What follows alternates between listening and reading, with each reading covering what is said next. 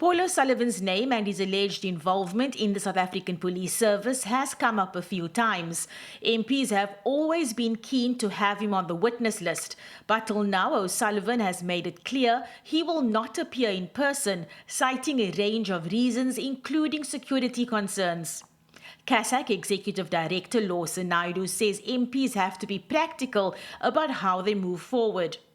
But we know that he's out of the country at the moment. We also know from his statements that he's not going to do that. But in some respects, that's an option that Parliament has up its sleeve. But perhaps the pragmatic way for Parliament to deal with this is to hear his testimony virtually. And if there are still gaps and there's still a reason to call him in person after that virtual testimony, that option would still be open to the committee.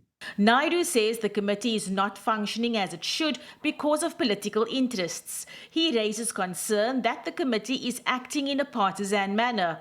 This is while O'Sullivan has indicated that should he testify, he won't engage with members of the EFF, Action SA and MKP.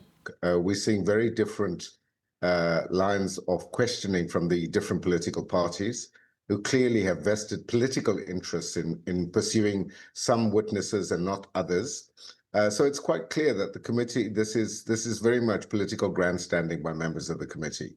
And the O'Sullivan case, I think, highlights that to a certain extent. And we saw that again recently, a week or so ago, with the testimony of Robert McBride as well as with other witnesses. Naidoo says in light of what's been said about O'Sullivan, it's vital that he appears and explain the role he played within the criminal justice system. This testimony about him and his attitude towards the proceedings has struck a nerve with MPs.